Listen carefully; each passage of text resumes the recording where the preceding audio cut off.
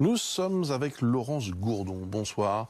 Vous êtes directrice du lycée technologique et supérieur Le Rebours à Paris, dans le 13e arrondissement, également auteur du livre L'intelligence artificielle, une révolution annoncée chez Faber. Laurence Gourdon, pour ce qui concerne votre entrée, on décidera peut-être à la fin du mois de mai, visiblement. Mais, alors, je ne sais pas si vous avez entendu les toutes dernières déclarations de Jean-Michel Blanquer, le ministre de l'Éducation. Il dit qu'il est possible que le retour des lycéens se fasse qu'en septembre. Voilà. Bon, je dis c'est une très bonne nouvelle d'avoir une rentrée qui soit progressive à géométrie variable, parce qu'il y avait quand même quelques inquiétudes d'organiser une rentrée sur 3 semaines. Donc ça c'est plutôt une bonne nouvelle, parce que même si les lycées ouvrent début juin et les collèges fin mai, ça nous permettra quand même de commencer à capitaliser sur l'expérience des premières rentrées. Donc ça c'est une très bonne chose. Ceci dit, je pense qu'à la situation dans laquelle on est, on a 2 points d'attention à avoir. Alors effectivement, c'est réunir toutes les consignes pour pouvoir rentrer. Les dispositifs, les dispositifs à mettre en œuvre dans nos établissements sont très contraignants. Je pense que pour la très grande majorité, nous allons y arriver. Il se peut qu'il y ait quelques établissements qui ne réunissent pas toutes ces consignes et n'arrivent pas à les mettre en place. Mais dans la grande majorité, je pense que ça devrait se faire. Comme j'ai l'habitude de dire, nous, les établissements, on ne les fait pas fonctionner, on ne les pilote pas avec des décrets, mais avec des motivations. C'est-à-dire qu'il va falloir motiver les équipes qui déjà ont été soumis quand même à rude épreuve, sont fatiguées sur cette situation de continuité pédagogique, de continuité administrative. Donc, ils vont continuer et ils vont travailler donc dans les semaines à venir pour préparer cette rentrée. Parce qu'on a quand même en ligne de mire la rentrée pour fin mai et début juin. Donc ça, c'est le premier point. Sachant qu'il y a des situations qui sont quand même, il ne faut pas mettre à pied d'égalité un lycée parisien dans un espace très confiné, avec des accès forcément avec des transports en commun, par rapport à un établissement du centre de la France avec beaucoup d'espace et peu d'effectifs. Vous imaginez quoi, quand vous dites on a des consignes, on commence à penser le lycée de demain, ça veut dire quoi? Il y aura peut-être des cours en plein air, par exemple? Alors les consignes qu'il y a, c'est les recommandations du Conseil supérieur. On les a, les recommandations. Et chez vous, ça va donner quoi?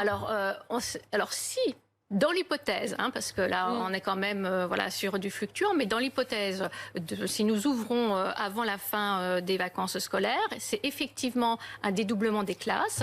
Donc il va falloir passer au filtre tous les emplois du temps. Donc ça demande un énorme travail, des motivations des équipes, revoir toute l'organisation des salles de classe pour respecter la distanciation d'1 mètre. Des cours tous les jours pour chaque lycéen? Ça ne me semble pas possible, parce que si on a un groupe classe de 30, c'est mathématique. Si donc ça veut dire à la fois des cours au lycée donc ça sera et à la fois alterné. des cours à la maison. On ne peut pas demander aux professeurs de faire la journée du présentiel et le soir de la continuité pédagogique. Donc ça, je reviens sur les conditions d'accueil des jeunes. Ça semble infaisable ce que vous nous dites, c'est-à-dire que ce sera impossible d'avoir les mêmes cours, la même qualité de cours au lycée et en même temps d'avoir un enseignement à distance, c'est ce que vous nous dites. C'est intéressant ce que vous nous dites, parce que c'est effectivement quand nous avons, lors de l'intervention de notre président, quand on a compris que nous devions ouvrir le 11, 18 et le 25, on a pensé que c'était infaisable, mais on s'est quand même attelé au sujet. Voilà. Donc on a commencé à mettre en place des organisations avec cette hypothèse d'ouvrir le 18 ou éventuellement le 25. Donc il y avait quand même des possibilités. Sachant que ces hypothèses étaient loin d'être assurées, parce que quand on fait un sondage auprès des familles ou auprès des parents, on se rend compte que s'agissant des familles, des parents, on a moins de 50% des familles qui 15 jours avant le retour en classe, nous disent qu'ils vont nous envoyer les enfants. Et si on fait un sondage auprès des enseignants, là aussi, je ne sais pas comment les choses vont s'organiser. Dites-nous le pourcentage alors. Alors là, je parlerai au nom de mon établissement, donc je ne vais quand même pas engager. Pour avoir une indication. Quand on a entre 50 et 60% des enseignants qui sont prêts à se mobiliser en présentiel. Donc ça devient effectivement compliqué. Donc il y a cette organisation, donc vous avez compris, c'est un Rubik's Cube, casse-tête, voilà, on peut y arriver et on y arrivera si on a un peu plus de temps.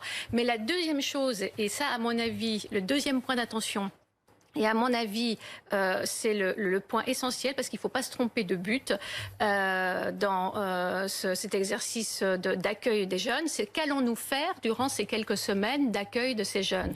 Quel type d'accompagnement allons-nous faire? On ne peut pas imaginer d'accueillir les jeunes dans les mêmes conditions que nous les avons accueillis avant le confinement. Ça ne sera pas un déroulement de cours avec un déroulement de programme. Ça sera forcément autre chose. Donc ça va demander un travail de la part des équipes d'enseignants, un travail d'innovation pédagogique. Il va falloir être ingénieux parce que durant ces quelques semaines, parce que si on regarde bien, si le collège rentre le 18 ou le 25 mai, si on alterne avec des groupes de 30, si on alterne une semaine sur 2, les collégiens vont avoir 3 semaines, 4 semaines de cours. Et là, il va falloir faire des accompagnements individuels, avoir une attention particulière auprès des jeunes les plus fragiles socialement, scolairement, et éventuellement des jeunes qui n'ont pas pu suivre la continuité pédagogique parce qu'ils n'avaient pas le matériel. Donc là aussi, il va falloir se réinventer à nouveau. Voilà, donc les nombreux défis pour l'éducation nationale et en particulier donc pour les lycées. Je rappelle que vous dirigez le lycée technologique et supérieur Le Rebours à Paris dans le 13e arrondissement. Nous sommes en direct maintenant avec Nicolas Bay. Bonsoir.